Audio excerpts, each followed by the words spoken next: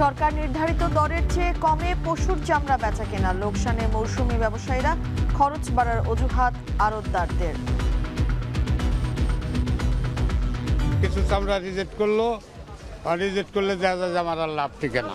লাভ তো না হইতো না, লাভ হইতো না, গাড়ি ভাড়া বেশি। কোরবানির বর্জ্য অপসারণে ব্যস্ত পরিচ্ছন্ন কর্মীরা। 10 ঘন্টায় 7,500 টন বর্জ্য অপসারণ, উত্তরে দক্ষিণের লক্ষ্য 34,000 টন।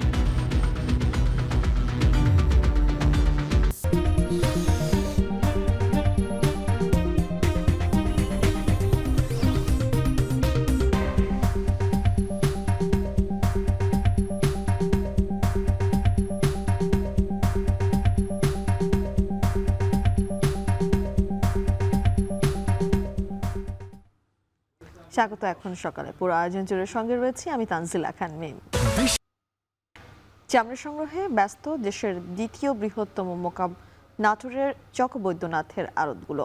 সারা রাত চামড়া সংগ্রহ করে লবণ দিয়ে সংরক্ষণ করেছেন ব্যবসায়ীরা। তবে মৌসুমী ব্যবসায়ীরা বলছে চামড়ার দাম গত বছরের মতো এবার কম হওয়ায় লোকসান গুনতে হচ্ছে তাদের। মাহবুব হোসেনের প্রতিবেদন। দেশের দ্বিতীয় বৃহত্তম কাঁচা চামড়ার বাজার নাটোরের চকবৈদ্যনাথ। ঈদের দিন বিকেল থেকে জেলার অভ্যন্তরীণ ছোট বড় যানবাহনে করে কাঁচা চামড়া নিয়ে আসছে মৌসুমী ব্যবসায়ী ও মাদ্রাসাগুলো। ক্রেতা বিক্রেতাদের সমাগমে জমজমাট হয়ে ওঠে চামড়ার আড়তগুলো। তবে এবার কাঁচা চামড়া বিক্রি করে লোকসানের কথা বলছে মৌসুমী ব্যবসায়ী ও মাদ্রাসাগুলো। গরুর ছোট চামড়া সর্বনিম্ন 400 এবং সর্বোচ্চ 1000 টাকায় বিক্রি হচ্ছে। 7টা বেচলাম 3,000 টাকা, 100 টাকা, 350 টাকা, 400 টাকা, আর ওই যে আপনার 500 আর 600। চামড়া নিয়েছি বাড়ির থেকে, ভ্যানের ভাড়া হয়েছে একটা চামড়া প্রতি 200 টাকা, বেচেছি আমি 100 টাকা, আর 100 টাকা ঘরের থেকে দিতে হবে আমার। যে টাকা আমরা চামড়া কিনছি সে টাকা আমরা বিক্রি করতে এসে লসে পড়ে আছি। এবছর সরকার ঢাকার বাইরে গরু 57 থেকে 62 টাকা, খাসির চামড়া 20 থেকে 30 টাকা, বকরি 22 থেকে 25 টাকা নির্ধারণ করে। তবে সরকারের নির্ধারিত দামই তারা চামড়া ক্রয় করছেন। সেই সাথে লাম্পি স্কিন রোগে আক্রান্ত গরুর চামড়া 35 থেকে 40% বের হওয়ায় সেগুলোর দামও কম। 60-65% ল্যাম্পিং, এই ল্যাম্পিং এর জায়গায় ব্যবসায়ীরা মরে যাবে। নিচে ভালো মালটা 500, উপরে 900 পর্যন্ত এখন পর্যন্ত। তবে জেলা চামড়া ব্যবসায়ী সমিতির নেতাদের দাবি, সরকার নির্ধারিত দামের চেয়ে বেশি দামে চামড়া কিনছেন তারা। 22-23 ফুট একটা চামড়া আছে, 850 থেকে 900 টাকা হয় কাঁচা চামড়া, সেখানে 900, 1000, 1100 টাকা আমরা কিনছি চামড়া, অর্থাৎ সরকারের বেঁধে দামের চেয়ে বেশি দাম দিয়ে কিনতেছি। এবছর নাটোরে মোট 22 লাখ পিস চামড়া সংগ্রহের লক্ষ্যমাত্রা নির্ধারণ করা হয়েছে। এর মধ্যে গরু 4 থেকে 5 লাখ এবং খাসি বকরি সহ অন্যান্য 6 থেকে 7 লাখ পিস। এতে চামড়া কেন্দ্রিক 40 থেকে 50 কোটি টাকা ব্যবসার আশা ব্যবসায়ীদের। মাহবুব হোসেন, এখন নাটোর। কোরবানি পশুর চামড়ার বাজারে এবারও ধস নেমেছে। 200 টাকা থেকে সর্বোচ্চ 800 টাকায় বিক্রি হচ্ছে গরুর চামড়া। ক্রেতা নেই ছাগল ও ভেড়ার চামড়ার। ব্যবসায়ীরা বলছেন ঢাকার ট্যানারি মালিকদের কাছে তাদের কোটি কোটি টাকা বকেয়া থাকায় এবার বিনিয়োগ করেননি অনেক ব্যবসায়ী। আরও জানাচ্ছেন রাজীব সেলিম। ক্রেতা সংকটে দিনভর পড়েছিল কোরবানির পশুর চামড়া। শেষ মুহূর্তেও ক্রেতার দেখা না মেলায় বগুড়ার চামড়া গুদাম এলাকায় চামড়া বিক্রি করতে আসেন অনেকেই। বাদুরতলা চামড়া গুদাম এলাকায় গিয়ে গরুর চামড়ার কিছুটা দাম পেলেও মূল্যহীন ছাগলের চামড়া। কাঙ্ক্ষিত দাম না পাওয়ায় চরম অসন্তোষ বিক্রেতাদের। আগের ঈদগুলোতে চামড়া কেনার জন্য মৌসুমী ব্যবসায়ীদের অর্থ সরবরাহ করেছেন বগুড়ার চামড়া ব্যবসায়ীরা। তবে বাজার ভালো না হওয়ায় এবার বিনিয়োগ করেননি অনেক ব্যবসায়ী। তারপরেও মৌসুমী ব্যবসায়ীদের মধ্যে যারা চামড়া কিনেছেন তারা জানান চামড়া বিক্রি করতে গিয়ে মূলধন হারানোর দশা। চামড়া আমাদের কেনা এবারে 423 টাকা, এখানে 300, 350 টাকা দাম বলেছে। লিখছেই না, আমরা দিলেও নেব না, তাহলে এটা টাকা তো কেনা পড়ছে, কেনা পড়েনি তো লিবি না কে। 300, 400 উপর হাই 500 টাকা দাম করে না, এই অবস্থা। আমরা কিনে এখন আমরা লস খেয়ে গেছি। বগুড়ার চামড়া গুদাম এলাকায় যারা চামড়া কিনছেন তারা বলছেন মূলধন আটকে আছে ঢাকার ট্যানারি মালিকদের কাছে।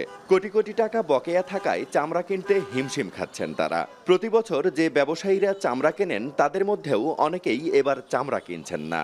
আমাদের টাকা পয়সাই নাই, 600 মাল 500 মাল কিনে যারা কিনে আমি 2000 2500 গরু কিনে, এখন 500 কিনে আর কিনে পারবো না। সরকার দাম বেশি করে দিচ্ছে দেখে মনে করেন ওরা ইচ্ছা করে আরো বেশি টাকা আটকাইছে।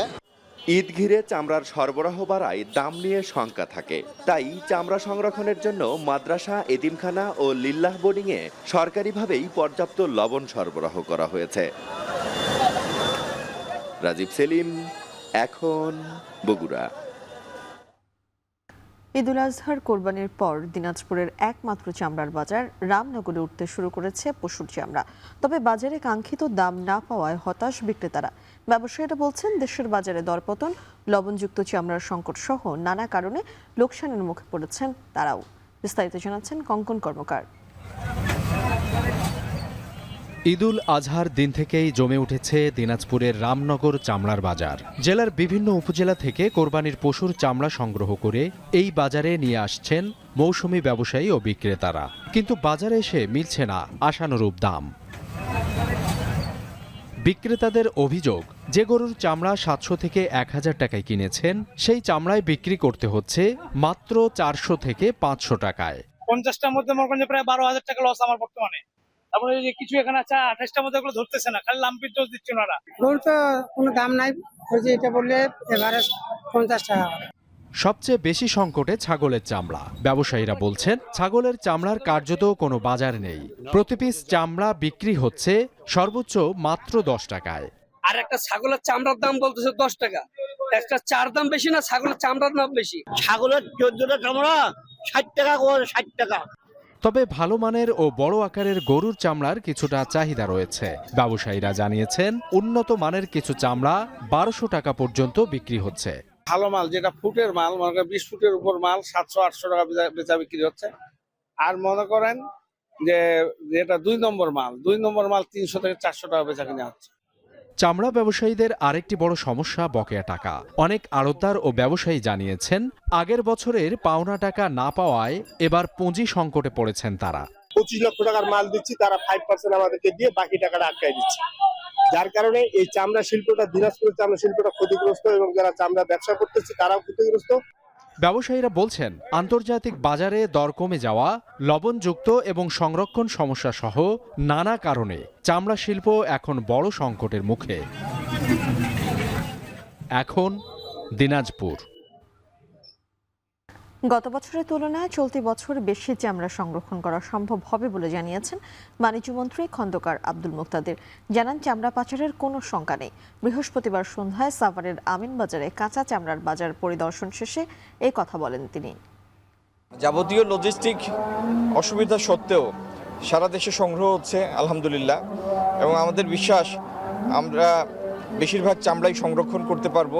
দেখেন, চামড়া যিনি কুরবানি দেন আর ট্যানারি পর্যন্ত মাঝখানে বেশ কয়েকটি ধাপ আছে, পর্যায় আছে।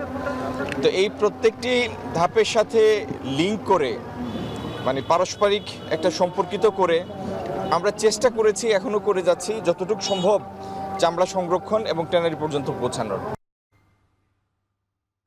ঈদুল আজহার দিন রাজধানীর 12 ঘন্টার মধ্যে কোরবানির পশুর বর্জ্য অপসারণের ঘোষণা দিয়েছিলেন ঢাকার 2 সিটি কর্পোরেশন। তবে সেই প্রতিশ্রুতির বাস্তব প্রতিফলন দেখা যায়নি রাজধানীর সিংহভাগ এলাকায়। ঈদের দিন মধ্যরাতেও ঢাকার বিভিন্ন প্রধান সড়ক ও অলিগলিতে বর্জ্যের স্তূপ পড়ে থাকতে দেখা গেছে। বর্জ্য সরিয়ে ফেলতে দেখা গেছে ধীর গতি। ঈদের প্রথম দিনে মাঠ পর্যায়ে প্রায় 34,000 টন বর্জ্য অপসারণের পরিকল্পনা নিয়েছে ঢাকা দক্ষিণ সিটি কর্পোরেশন। আর এ কাজে নিয়োজিত রয়েছে 13,453 জন পরিচ্ছন্নতা কর্মী। এদিকে বৃহস্পতিবার রাত 8টায় ঢাকা উত্তর সিটির বর্জ্য অপসারণের অগ্রগতি নিয়ে সংবাদ সম্মেলনে ডিএনসিসি প্রশাসক শফিকুল ইসলাম খান জানান 10 ঘন্টায় প্রায় 7,500 টন বর্জ্য অপসারণ করেছে ডিএনসিসি।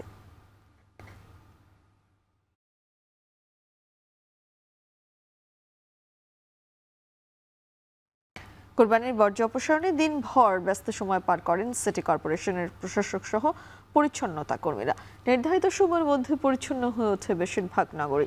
অলিগলি থেকে বর্জ্য সরিয়ে নেওয়া হয় ডাম্পিং স্টেশনে। সহকর্মীদের পাঠানো তথ্য ছবিতে বিস্তারিত প্রতিবেদনে। কোরবানির পর সবচেয়ে বড় চ্যালেঞ্জ দ্রুততম সময়ের মধ্যে বর্জ্য অপসারণ। সেই চ্যালেঞ্জ মোকাবিলায় শুরু থেকে তৎপর সিটি কর্পোরেশন। পরিচ্ছন্নতা কর্মীদের দিনভর প্রচেষ্টায় পরিচ্ছন্ন হয়ে ওঠে নগর। সন্ধ্যার আগেই বেশিরভাগ এলাকা থেকে সরিয়ে নেওয়া হয় বর্জ্য। খুলনায় দুপুর 2টার দিকে নগরীর তেঁতুলতলা মোড়ের একটি ডাম্পিং পয়েন্টে বর্জ্য অপসারণ কার্যক্রমের উদ্বোধন করেন সিটি কর্পোরেশনের প্রশাসক নজরুল ইসলাম মঞ্জু। এরপর নগরীর বিভিন্ন এলাকায় ছড়িয়ে থাকা বর্জ্য নিয়ে যাওয়া হয় ডাম্পিং পয়েন্টে। বর্জ্য অপসারণের পর ব্লিচিং পাউডার ও স্যাভলন মিশ্রিত পানি ছিটিয়ে দেওয়া হয়।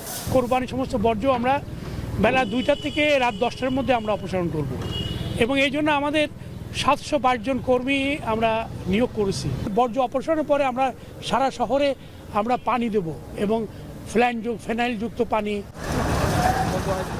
ময়মনসিংহে সন্ধ্যার মধ্যে বর্জ্য অপসারণের লক্ষ্যে কাজ করে 800 পরিচ্ছন্নতা কর্মী। দুপুর 12টা থেকে নগরীর চরপাড়া মোড়ে বর্জ্য ব্যবস্থাপনা পরিদর্শন করেন সিটি কর্পোরেশনের প্রশাসক মোহাম্মদ রুকনুজ্জামান। পশুর হাটের বর্জ্যগুলো দিয়ে আমরা পরিষ্কার করে ফেলেছি।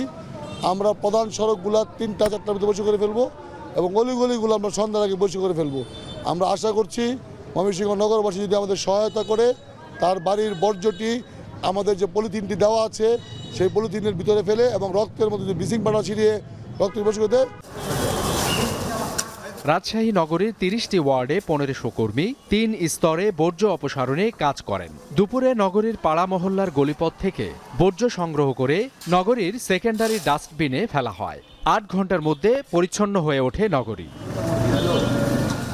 এর আগে বর্জ্য অপসারণ কার্যক্রম উদ্বোধন করেন সিটি কর্পোরেশনের প্রশাসক মাহফুজুর রহমান রিটন। তিনি জানান, প্রতিদিন নগরে 400 থেকে 500 টন বর্জ্য হয়। কোরবানিতে এই পরিমাণ বেড়ে দাঁড়ায় প্রায় দ্বিগুণ।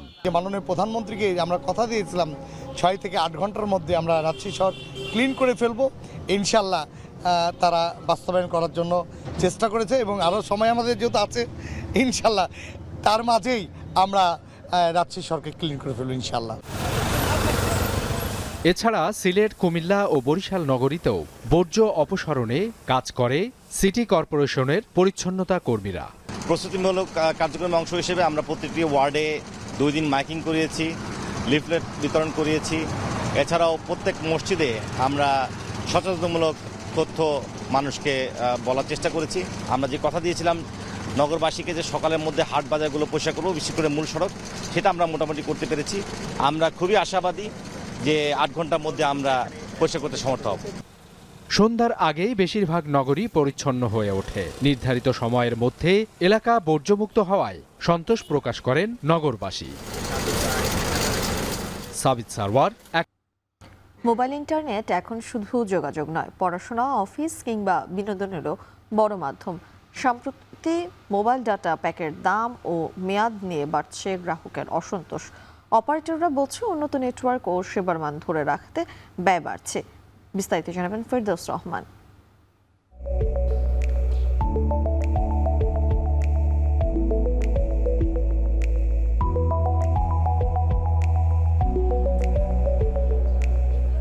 স্মার্টফোন হাতে তরুণ থেকে কর্মজীবী সবাই এখন নির্ভরশীল মোবাইল ডাটার উপর। কিন্তু আগের তুলনায় একই পরিমাণ ডাটা কিনতে এখন বেশি টাকা গুনতে হচ্ছে বলে অভিযোগ ব্যবহারকারীদের। শিক্ষার্থী ও ব্যবহারকারীরা বলছেন, দাম বাড়ায় নিয়মিত প্যাক কেনা কঠিন হয়ে যাচ্ছে। মানসম্মত ডাটা প্যাক চালু করলে অতিরিক্ত খরচ কমবে। মিনি প্যাকগুলো কমায় দেওয়া হয়েছে, যেটার কারণে আমরা 3 দিন বা 7 দিনের যে প্যাকেজগুলো আগে একটু কমে পেতাম সেটা এখন অনেক বেশিতে পাচ্ছি, কারণ 1 মাস নিয়ে আমাদের অ্যাকচুয়ালি লাভ হয় না, লাগেও না। যদি স্টুডেন্ট প্যাকেজগুলো থাকতো, ধরেন আমি একদিনের জন্য একটা বড় একটা প্যাকেজ পেতাম, যদি একটা এরকম প্যাকেজ পেতাম, যদি স্টুডেন্ট যদি আইডেন্টিফিকেশন করতে অসুবিধা হয় তাহলে স্টুডেন্ট আইডি কার্ড জমা দিয়ে যে স্টুডেন্টরা প্যাকেজ নিতে পারতো, এরকম কোনো একটা সিস্টেম করলে হয়তো আমাদের জন্য একটু বেনিফিট হতো আর কি। এই তো। তবে মোবাইল অপারেটরদের দাবি ভিন্ন। আন্তর্জাতিক বাজারে ডলারের দাম বৃদ্ধি, নেটওয়ার্ক সম্প্রসারণ ও প্রযুক্তি উন্নয়নের ব্যয় বাড়ায় ইন্টারনেট প্যাকেজের মূল্য সমন্বয় করতে হচ্ছে। একই সঙ্গে গ্রাহকদের জন্য নতুন নতুন অফার ও উচ্চগতির সেবা চালুর বিষয়টিও এর সাথে সম্পৃক্ত। ইন্টারনেট ডাটা ব্যবহার যেমন বাড়ছে তেমনি বাড়ছে গ্রাহকদের প্রত্যাশাও। এখন দেখার বিষয় সাশ্রয়ী মূল্যে মানসম্মত ইন্টারনেট সেবা কতটা নিশ্চিত করা যায়।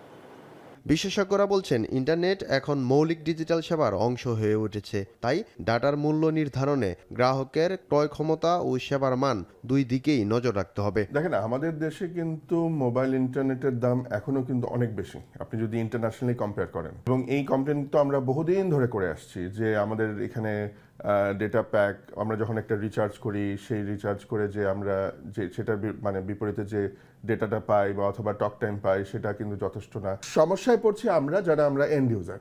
ইন্টারনেট সেবাকে মানে সবচাইতে সাশ্রয়ী মূল্যে এন্ড ইউজারের কাছে পৌঁছে দিতে না পারবেন, ততক্ষণ পর্যন্ত এই প্রবলেমের সলিউশন হবে না। প্রযুক্তি নির্ভর এই সময়ে মোবাইল ডাটা এখন নিত্য প্রয়োজনীয় সেবার অংশ, তাই দাম, গতি আর গ্রাহক সেবার ভারসাম্য বজায় রাখাই এখন বড় চ্যালেঞ্জ। ফেরদৌস রহমান, এখন, ঢাকা। ইট কংক্রিটের ধূসর খাঁচায় নিয়ন আলোর নিচে যে জীবন প্রতিদিন ক্লান্ত হয়, মে মাসের তীব্র দাবদাহে তাকে এক নিমেষেই জুড়িয়ে দিচ্ছে প্রকৃতির মায়াবী ক্যানভাস। তপ্ত রাজধানীর রাজপথ আর উদ্যানগুলো এখন মেতে উঠেছে গ্রীষ্মের অবাধ্য ফুলের উৎসবে। ধূসর এই মেগাসিটিতে ফুলেরা কেবল ফুটছেই না, প্রতিদিন ঢাকাবাসীকে দিচ্ছে মাথা উঁচু করে বেঁচে থাকার সঞ্জীবনী সুধা। সুমন সরকারের ছবিতে তপ্ত নগরে প্রকৃতির সেই নান্দনিক গল্প জানাবো আতিক মেজবা লগ্নের প্রতিবেদনে।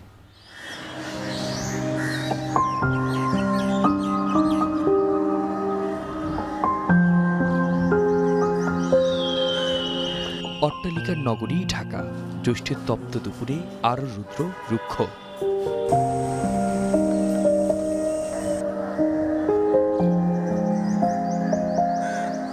মহানগরের এই পিচঢালা ক্যানভাসে এক পশলা রঙের আগমন প্রাণ প্রকৃতিতে। আয়োজন বর্ণিল, নয়নাভিরাম।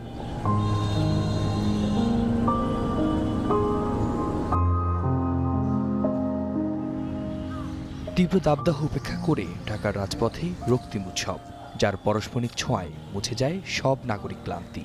মুগ্ধ ক্লান্ত শালিকের আশ্রয় মেলে এই ছাউনিতে, আর ঝরে পড়া পাপড়ির জলের বুকে তৈরি করে নতুন মানচিত্র।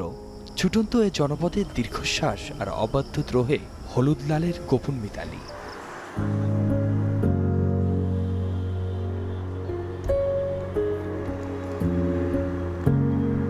কৃষ্ণচূড়ার লাল ডালপালায় জড়িয়ে থাকা সোনাইল গল্প বুনে যায় অলস দুপুরে। হলদে সুতোর মায়ায় লালকুড়ির উপর আলতো করে টেনে দেয় কনকচূড়ার লাজুক ঘোমটা।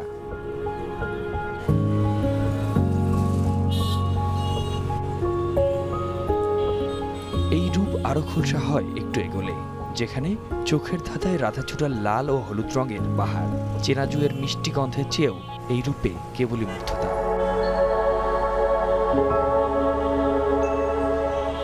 মুগ্ধতা ছড়ানোর পাল্লায় সামিল অলকানন্দাও। হলুদ অবে ধারণ করে এক চিলতে রোদ্দুরকে।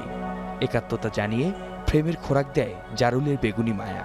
গ্রীষ্মের তীব্র দাবদাহে জারুল যেন নাগরিক রুক্ষতার বিপ্রতীক।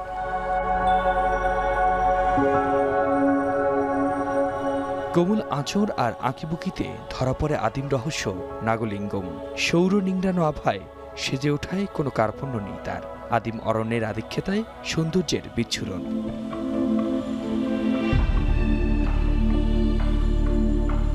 কংক্রিটের আচ্ছাদনের নগরী তার রূপ ঐশ্বর্যে মলিন হলেও ঢাকার আদিরূপের দেখা মেলে কখনো কখনো এক চিলতে বিলঝিল আর প্রকৃতিতে। উঠে আসে সবুজাব সংগ্রাম, আর এই সংগ্রামেই হয়তো বেঁচে থাকার সঞ্জীবনী সুধায় আপ্লুত নগরবাসী।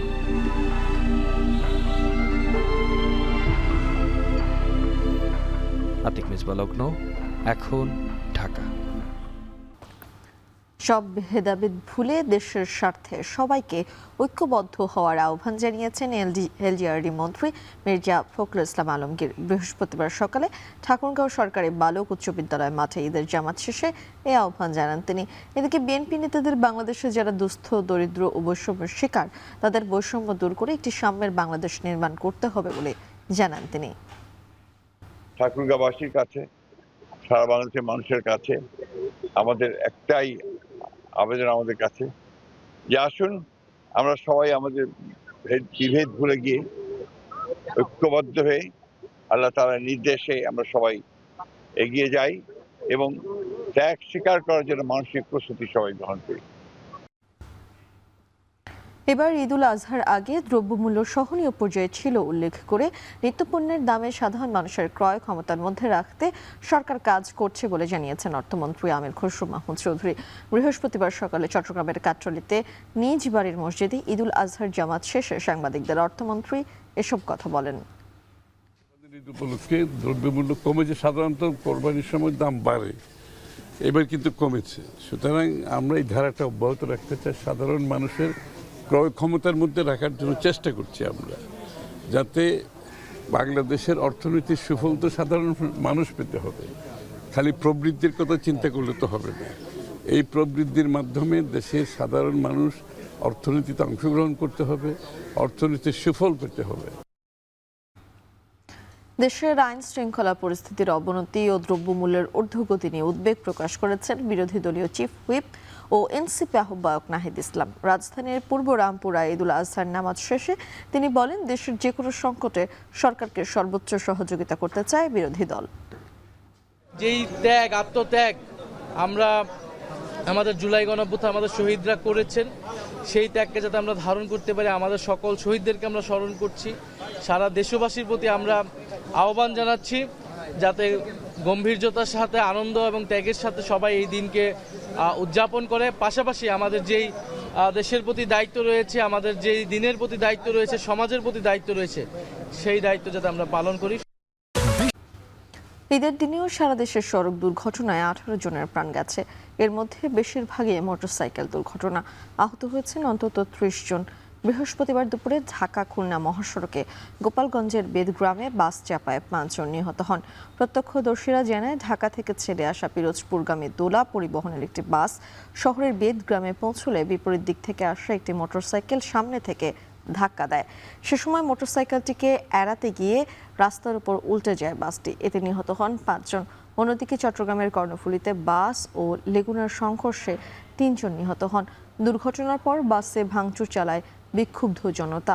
এছাড়াও দেশের অন্তত 6 জেলায় সড়ক দুর্ঘটনায় আরও 10 জন নিহত হয়েছেন।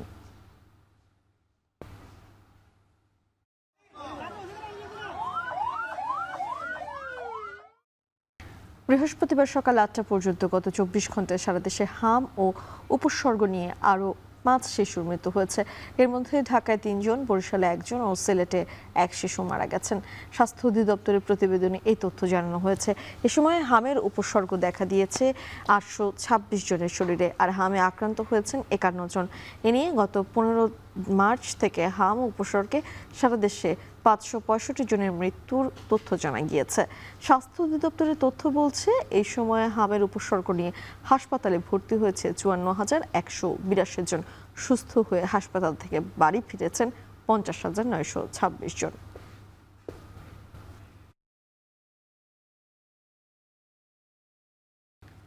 ঈদের পরদিন ঝিনাইদহের কাঁচা বাজারে কমতে শুরু করেছে প্রায় সব ধরনের সবজির দাম। মাত্র 1 সপ্তাহের ব্যবধানে অনেক সবজির দাম অর্ধেকে নেমে এসেছে। বিস্তারিত জানাতে ঝিনাইদহ থেকে সবজির বাজার থেকে যুক্ত হচ্ছেন MR রাসেল। রাসেল, জানাবেন কোন সবজির দাম কত টাকা কমেছে?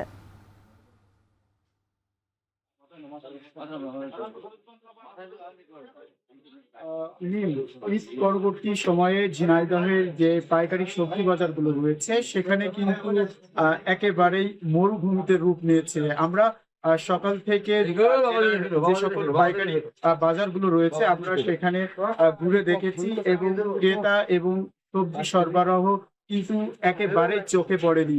আমরা ব্যবসায়ীর সঙ্গে কথা বলেছি, ব্যবসায়ীরা আমাদেরকে বলছেন যে গত 1 সপ্তাহের ব্যবধানে কিন্তু প্রত্যেকটা সবজির দাম কেজি প্রতি 20 থেকে 30 টাকা এবং কিছু কিছু সবজির দাম 40 টাকা পর্যন্ত কমেছে। আমি এই মুহূর্তে রয়েছি ঝিনাইদহের অন্যতম যে সবজি বাজার রয়েছে মহেশপুর সবজি বাজারে, এবং এখানে সকাল থেকে ক্রেতা বিক্রেতা এবং ব্যবসায়ীর সঙ্গে কথা বলেছি। তারা আমাদেরকে জানিয়েছেন যে গত সপ্তাহে যে সবজিগুলো 80 থেকে 100 টাকা কেজি দরে বিক্রি হতো, সেই সবজিগুলো কিন্তু আজকের বাজারে প্রকার ভেদে 30 থেকে 35 টাকা কেজি দরে বিক্রি হচ্ছে। আমি যদি আজকের সবজি বাজারটা দরটা যদি একটু জানিয়ে রাখি, তাহলে বেগুন গত সপ্তাহে 80 থেকে 85 টাকা পাইকারি দামে বিক্রি হলেও আজকের বাজারে কিন্তু প্রকার ভেদে 35 থেকে 40 টাকা কেজি দরে বিক্রি হচ্ছে। টমেটো গত সপ্তাহে পাইকারি 50 থেকে 55 টাকা কেজি দরে বিক্রি হলেও আজকের বাজারে কিন্তু 30 থেকে 35 টাকা কেজি দরে বিক্রি হচ্ছে।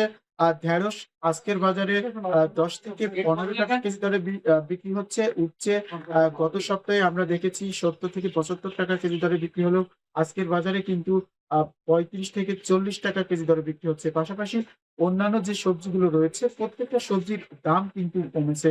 একটি তথ্য আপনাকে জানিয়ে রাখি, এই অঞ্চলের কৃষকরা তাদের জমি থেকে উৎপাদিত সবজি সকাল থেকে কিন্তু এই বাজারে আনতে শুরু করে এবং দিনভর কিন্তু বেচা বিক্রি করে। কিন্তু আজকের পাইকারি বাজারগুলো আমরা দেখেছি যে গতকাল কোরবানি ঈদ হওয়ার কারণে কিন্তু ব্যবসায়ী এবং যে সবজির সরবরাহ সেটা কিন্তু একেবারে চোখে পড়েনি। তারা বলছেন যে গতকাল কোরবানির ঈদ হয়েছে, যার কারণে তাদের জমি থেকে কিন্তু সবজিগুলো ওঠাতে পারেনি, যার কারণে কিন্তু আজকের বাজারে কিন্তু সবজির সরবরাহ কিন্তু একেবারেই কম।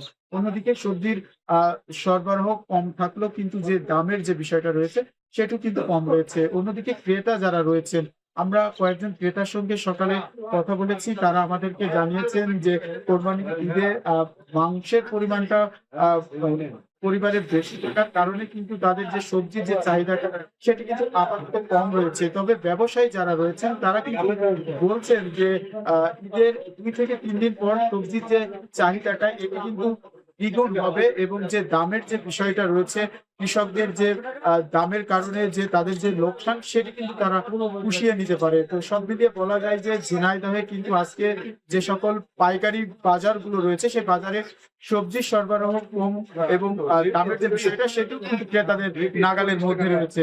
তো এখন পর্যন্ত এই ছিল ঝিনাইদহ সবজি বাজার থেকে আমার কাছে সর্বশেষ। ঝিনাইদহ থেকে সরাসরি যুক্ত হয়েছিলেন সহকর্মী MR রাসেল। লেবাননের দক্ষিণাঞ্চলের ইসরায়েলি বাহিনীর হামলায় শিশুসহ আহত হয়েছেন কমপক্ষে 4 বাংলাদেশি। জানা গেছে স্থানীয় সময় বৃহস্পতিবার ওই অঞ্চলের নাবাতিয়ের জিপসি এলাকায় এই হামলার ঘটনা ঘটে। আহতদের সবাই একই পরিবারের সদস্য। এরই মধ্যে তাদের দক্ষিণ লেবাননের শেখ রাগেব হারব হাসপাতালে ভর্তি করা হয়েছে। ইসরায়েলি বাহিনীর এই ধরনের হামলা দক্ষিণাঞ্চলে অবস্থিত প্রবাসী বাংলাদেশিদের মাঝে নতুন আতঙ্ক ছড়িয়ে পড়েছে। এই পরিস্থিতিতে প্রবাসীদের ঝুঁকিপূর্ণ এলাকা ত্যাগ করে নিরাপদ স্থানে সরে যাওয়ার পরামর্শ দিয়েছে লেবাননের বাংলাদেশি দূতাবাস।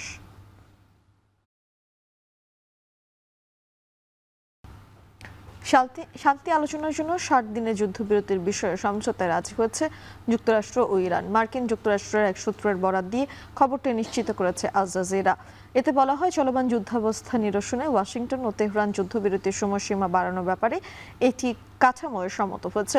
অবশ্য তাতে মার্কিন প্রেসিডেন্ট ডোনাল্ড ট্রাম্পের অনুমোদন প্রয়োজন রয়েছে। এর আগে যুদ্ধবিরতি ভেঙে ইরানের সামরিক স্থাপনায় নতুন দফায় হামলা চালিয়েছে যুক্তরাষ্ট্র। ওয়াশিংটনের এক কর্মকর্তার বরাত দিয়ে এই তথ্যটি জানিয়েছে ইরান ইন্টারন্যাশনাল। গণমাধ্যমটি বলছে, হামলায় এমন একটি সামরিক স্থাপনাকে টার্গেট করা হয়েছে যা হরমুজে মার্কিন সামরিক ও বাণিজ্যিক জাহাজ চলাচলের জন্য হুমকি স্বরূপ ছিল। হামলায় বেশ কয়েকটি ইরানি ড্রোন ভূপাতিতদের খবরও দাবি করেছে ওয়াশিংটন। এদিকে যুদ্ধবিরতি মেনে চলার জন্য এই দুই দেশের প্রতি আহ্বান জানিয়েছেন জাতিসংঘ মহাসচিব অ্যান্টনিও গুতেরেস।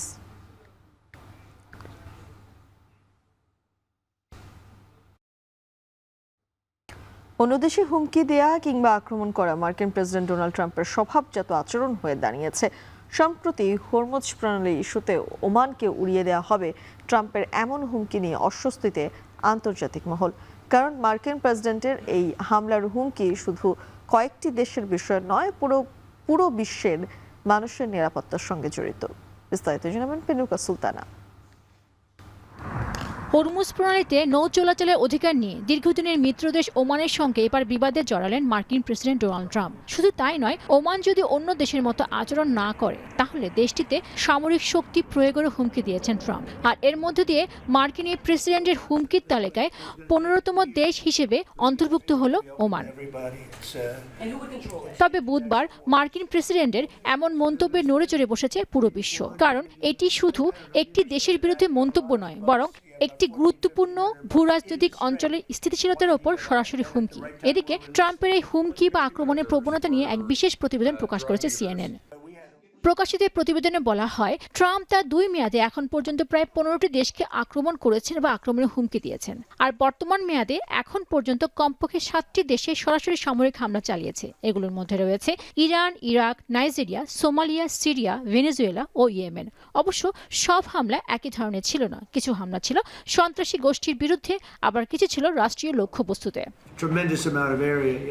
শুধু হামলা নয়, আরো কয়েকটি দেশের বিরুদ্ধে সরাসরি বা পরোক্ষ হুমকি দিয়েছেন ট্রাম্প। সেগুলো হলো কানাডা, কলম্বিয়া, কিউবা, গ্রিনল্যান্ড অর্থাৎ ডেনমার্কের অংশ, মেক্সিকো, পানামা ও ওমান। অবশ্য তার প্রথম মেয়াদে উত্তর কোরিয়া ও মেক্সিকো এই ধরনের হুমকির অন্তর্ভুক্ত ছিল। তবে বিশ্লেষকদের অভিমত, পররাষ্ট্র নীতিতে ট্রাম্পের এহেন আচরণ ম্যাডম্যান থিওরি, পাগল তত্ত্ব নামক কৌশলের সঙ্গে মিলে যায়। আর তাই যদি হয়, এই তত্ত্বের নিয়ম অনুযায়ী ট্রাম্প নিজেকে অনিশ্চিত, অপ্রত্যাশিত এবং কঠোর হিসেবে তুলে ধরেছেন। আর তাতে প্রতিপক্ষ দেশগুলো ভয় পেয়ে তার শর্ত মেনে নেবে। তবে এই কৌশলের বড় সমস্যা হলো, এতে ভুল বোঝাবুঝি তৈরি সহ সংঘাতের ঝুঁকি বাড়তে পারে বলে মনে করছেন বিশ্লেষকরা। পিনকো সুলতানা, এখন বিশ্ব। এই ছিল এখন সকাল। এখন টেলিভিশন ওয়েবসাইটে দেখতে ভিজিট করুন এখন.tv, ফেসবুকে দেখুন facebook.com/tv.এখন, এছাড়া ইউটিউবে দেখুন youtube.com/c/echontv।